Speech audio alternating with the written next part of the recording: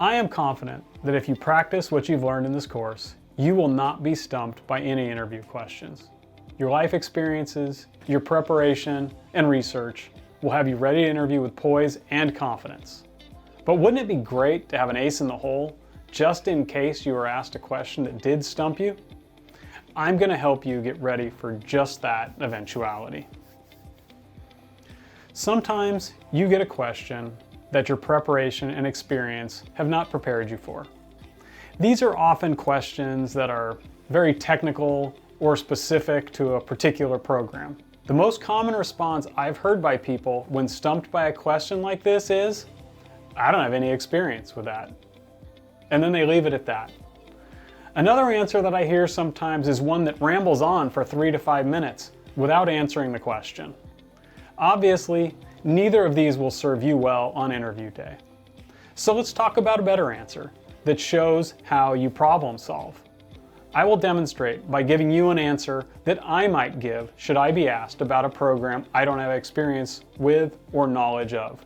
So, here's the question. Question: we are committed to using XYZ in all of our classrooms. What experience do you have with XYZ? What are its strengths and weaknesses? And how will you support teachers in implementing it? All right, so here's my answer. That's a great question.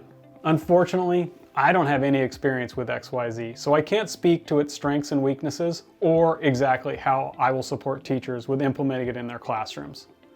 What I can share is how I get to know new programs like XYZ, identify their strengths and weaknesses, and develop plans for supporting teachers with implementation in their classrooms. To start, I'd learn a lot about XYZ quickly. To do so, I would reach out to experts on our campus and in our district. I will then use the internet to learn what I can about XYZ. Next, I'll reach out to the network that I've built over the course of my career to pick their brains about XYZ and its strengths and weaknesses. Once I get to the point where it's practical, I'll want to see XYZ in action in our classrooms and with our students. Finally, I'll find some opportunities for me to actually teach XYZ to our students so that I can learn firsthand. Each of these steps will help me to better understand XYZ, its strengths and weaknesses, and develop a plan to support teachers in implementing this important district initiative. So, while I don't have experience with XYZ, I will use these steps to learn about it and to support our teachers in its implementation. You'll hear that my answer to this question turns a liability, me not knowing anything about an important district initiative, into an asset, painting a picture of how I deal with situations for which my experiences have not prepared me.